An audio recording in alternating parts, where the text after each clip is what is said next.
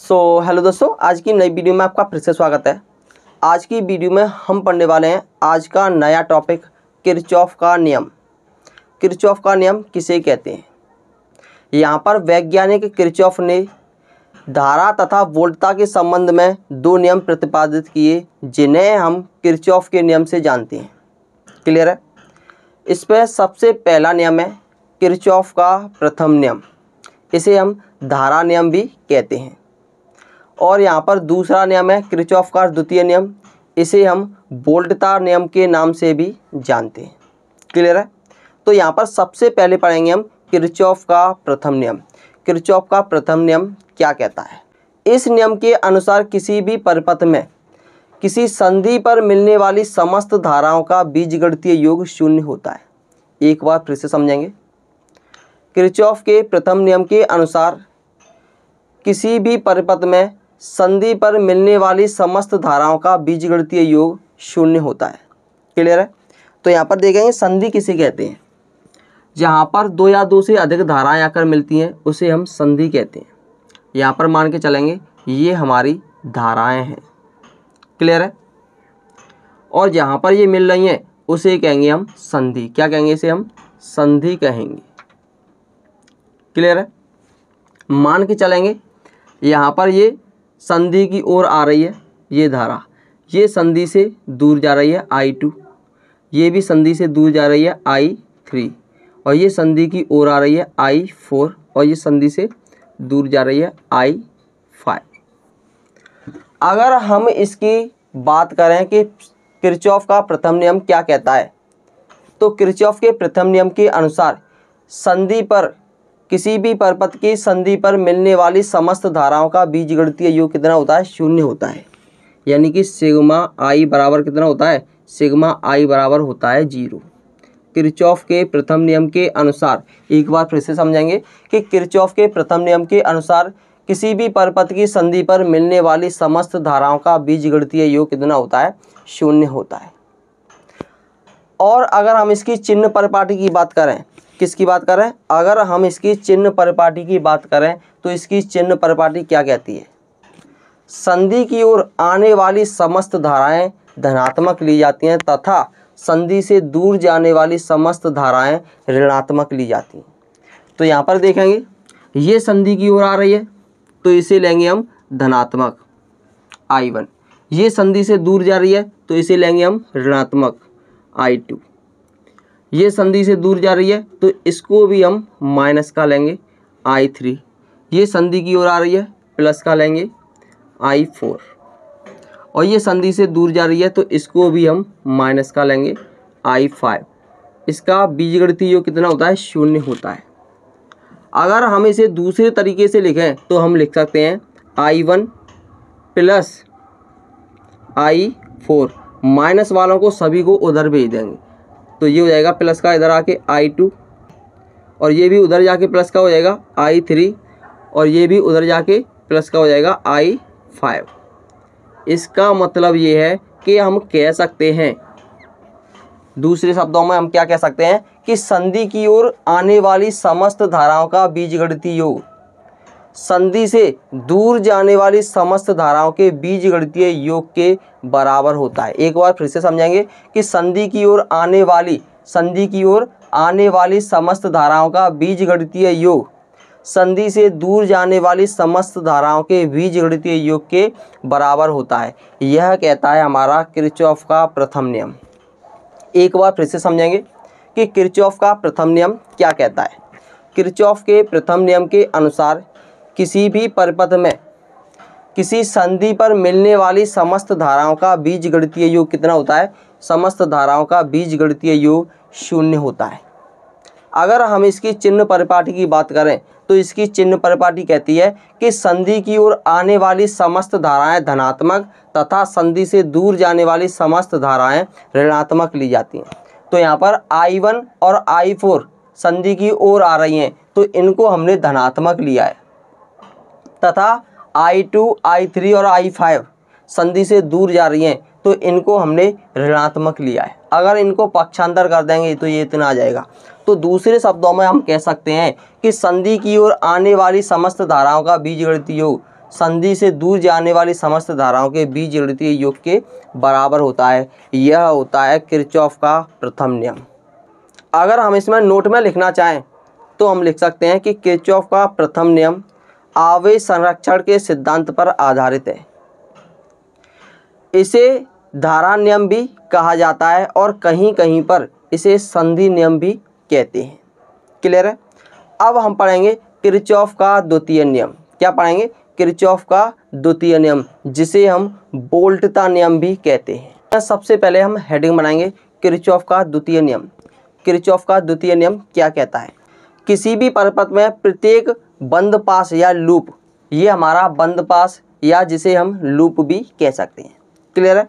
किसी भी परिपथ में प्रत्येक बंद पास या लूप के विभिन्न भागों में बहने वाली धाराओं तथा संगत प्रतिरोधों के गुणनफलों, इसमें प्रत्येक बंद पास या लूप में बहने वाली विभिन्न धाराओं तथा उसके संगत प्रतिरोधों के गुणनफलों के बीजगणितीय योग, यहाँ पर इसमें बहने वाली धाराओं तथा उसके संगत प्रतिरोधों के गुणनफलों के बीजगणितीय योग, इसमें लगने वाले कुल विद्युत वाहक बलों के बीजगणितीय योग के बराबर होता है। यहाँ पर इस बंद पास में लगने वाले कुल विद्युत वाहक बलों के बीजगणितीय योग के बराबर होता है।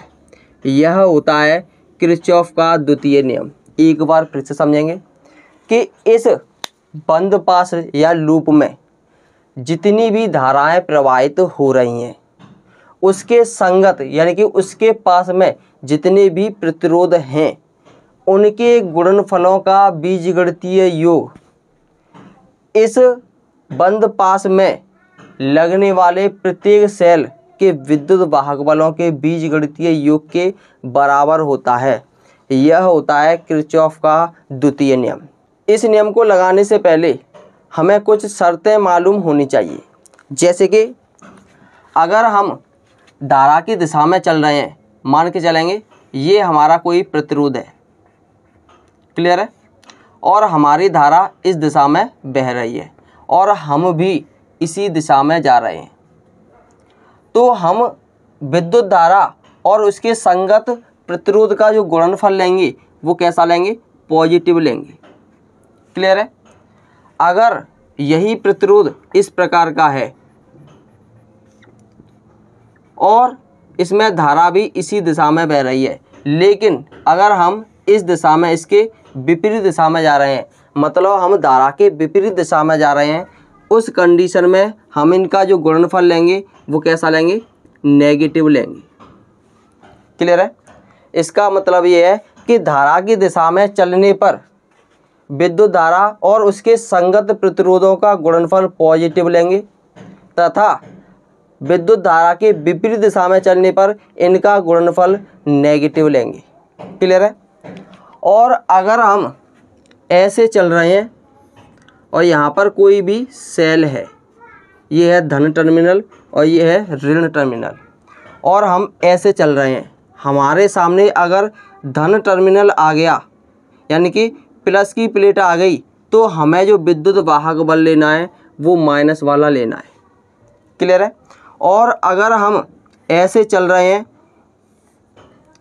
ये है धन टर्मिनल और ये है ऋण टर्मिनल, अगर हम इस दिशा से आ रहे हैं और हमारे जस्ट सामने माइनस प्लेट है, तो हम इसमें विद्युत वाहक बल लेंगे वो प्लस वाला लेंगे।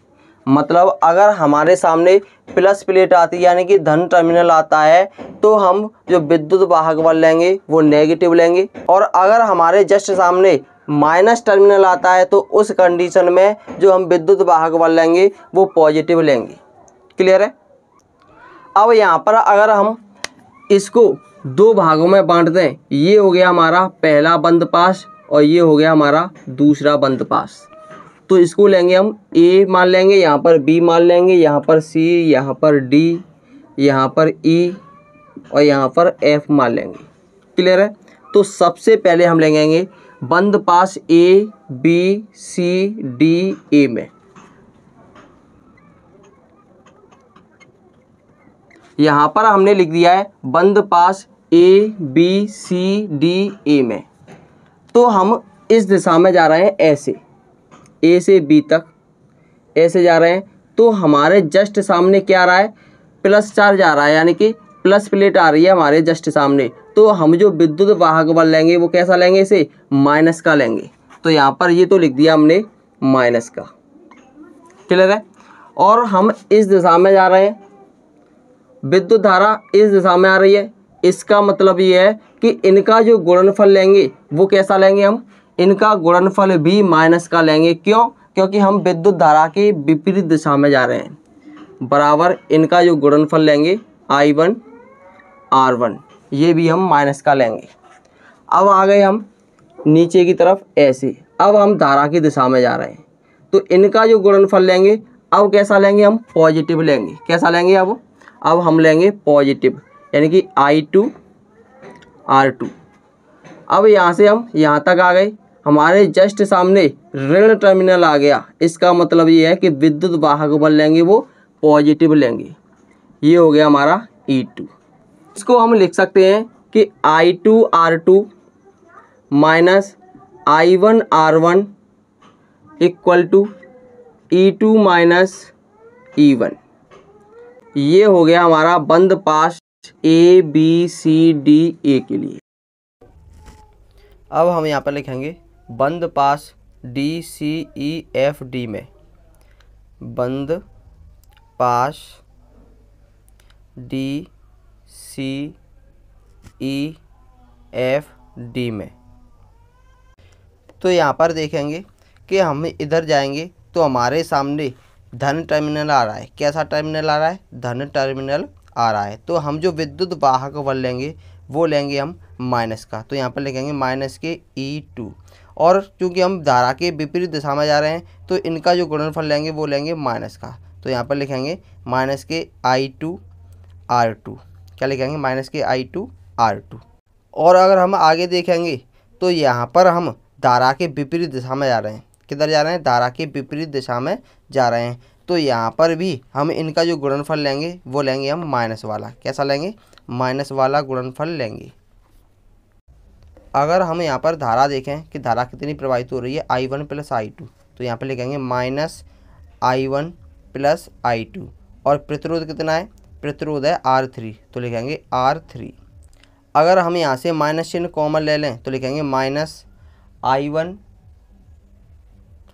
I2 R2 प्लस कोष्टक I1 प्लस I2 R3 कोष्टक बंद इक्वल टू माइनस के E2। माइनस से माइनस कैंसिल कर देंगे तो यहाँ पर बचेगा I2 R2 प्लस कोष्टक में I1 प्लस I2 कोष्टक बंद कर देंगे R3 इक्वल टू E2। ये हो जाएगा हमारा बंद पास DCEFD के लिए विद्युत वाहक बल, और यही हमारा किरचॉफ का द्वितीय नियम कहलाएगा। क्लियर है।